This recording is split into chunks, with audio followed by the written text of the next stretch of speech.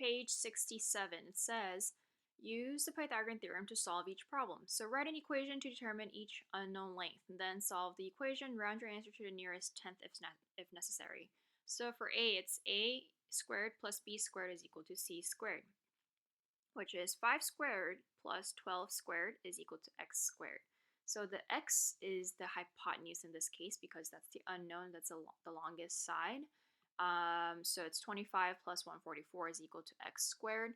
When you add them up, you get 169, which is equal to x squared. Take the square root of it both sides to get x by itself because you want x by itself, not x squared. So when you do that, you get 13 is equal to x. Okay, so the unknown right here, the hypotenuse was 13. And letter B, same thing, except we're given the hypotenuse. We know that this is the hypotenuse because this is the opposite of the greatest angle, which is the 90-degree angle in the right triangle. So since this is the longest side, we know that x squared plus 9 squared should give us 11 squared. So like this.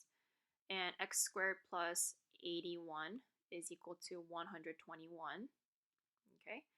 And we want to get x squared by itself on the left side. So to get that, we have to move this over to the other side by doing the opposite or inverse operation of addition, which is subtraction. So you subtract 81 both sides. So on the left side, you're only left with x squared.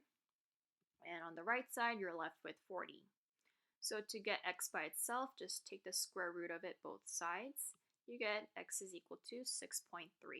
So that means this is 6.3. Letter C, same thing, x squared plus 5.1 squared is equal to 10 squared.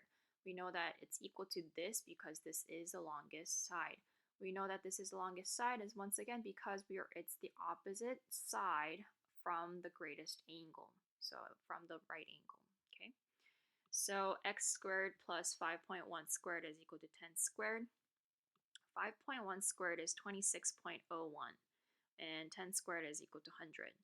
Okay, so to get x squared by itself on the left side, we want to subtract this from both sides, which we get x squared is equal to 73.99. And you just take the square root of them. Both sides, you get x is equal to 8.6. And last one, D. So 2 squared plus x squared is equal to 15 squared, right? And you get x squared is equal to 4. I'm sorry, x squared plus 4 is equal to 225. You subtract 4 from both sides to get x squared by itself, and you get 221. And you take the square root of it, you get 14.9. So this is 14.9. Okay. Moving on to page 68. Chandra has a ladder that is 20 feet long. If the top of the ladder reaches 16 feet up the side of a building, how far from the building is the base of the ladder? So if we draw a triangle using the information given, it'll look like this. Okay, so the ladder is 20 feet long. If the top of the ladder reaches 16 feet up the side of a building, so let's say the building is like on the side right here. This is the ladder reaches only 16 feet of the building, so it's 16 right here.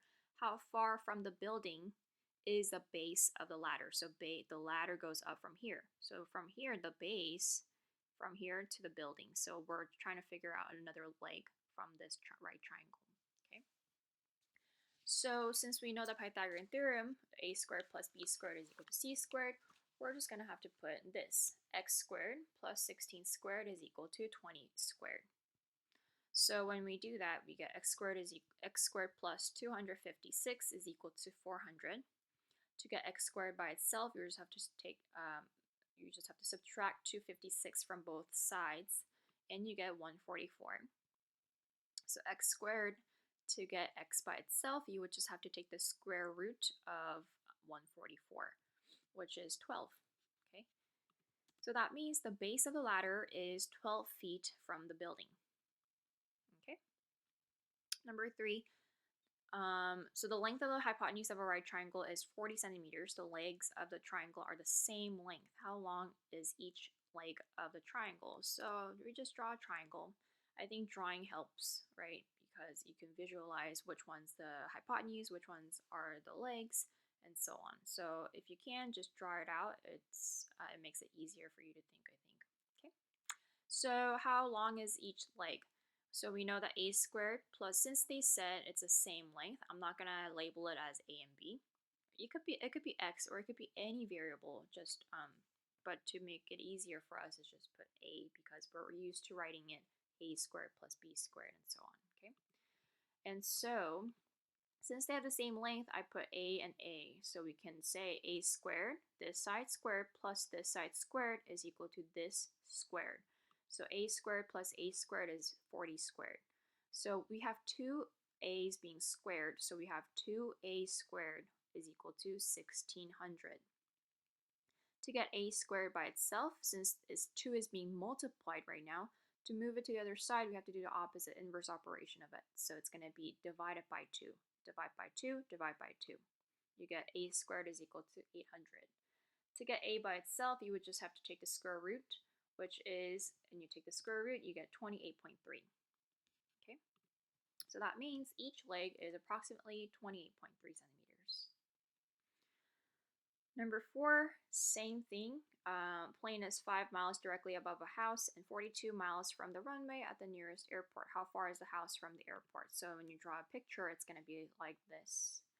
And to show you guys the work, same things. This squared plus this squared is equal to this squared. You subtract 25 both sides, and x squared is this. You take the square root, you get 41.7 miles. Number 5 is, once again, it's the same thing. So I'm going to give you guys some time to read this on your own. The triangle, when you draw it out, it'll look like this.